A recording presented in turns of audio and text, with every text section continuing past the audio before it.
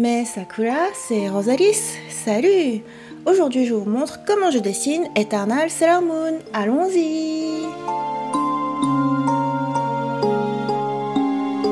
C'est parti pour un nouveau dessin sur iPad Pro avec mon Apple Pencil et sur l'application Procreate.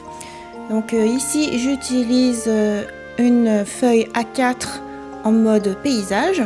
C'est plus pratique pour vous faire des vidéos YouTube ensuite. Donc pour rappel, je vous montre un timelapse commenté ici assez rapide en 3 minutes. Et ensuite, je vous mettrai une vidéo à disposition en plein écran où vous pourrez voir tous les détails sur plus longue durée. Pour info, ce timelapse a été enregistré par Procreate sur une durée de presque 9 minutes.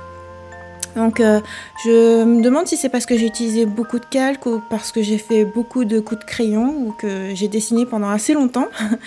Du coup, ce timelapse là est un peu différent par rapport à celui de mon fanart Sailor Saturn. Je vous expliquerai pourquoi après.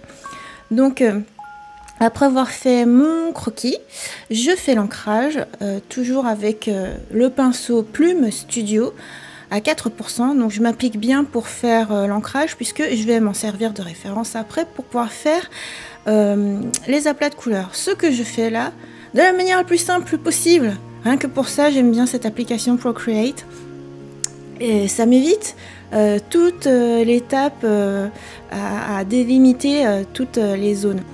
Ensuite, un soin particulier au regard, puisque là je fais un peu de style Sailor Moon Eternal, ce qui change complètement par rapport au style Naoko Takeuchi, à mon style aussi, et par rapport au style animé premier.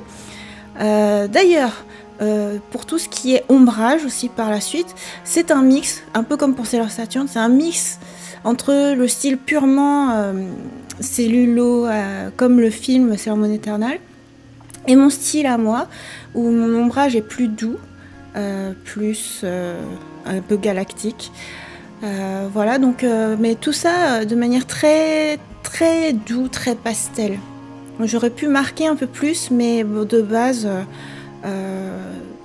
Sailor Moon, je trouve elle a la peau assez claire, et même pour ce qui est de sa chevelure, là j'aurais pu faire cette couleur très dorée.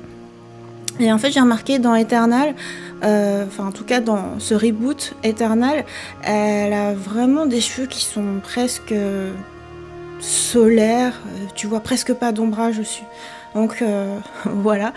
Petite remarque aussi par rapport à la broche, qui dans Sailor Moon Eternal est un mix entre la version originale manga et l'adaptation animée première génération.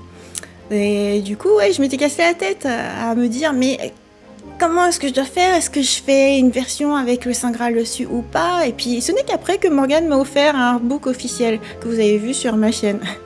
Et voilà donc comment j'ai terminé l'illustration. J'espère que ce petit timelapse commenté Eternal Sailor Moon vous a plu.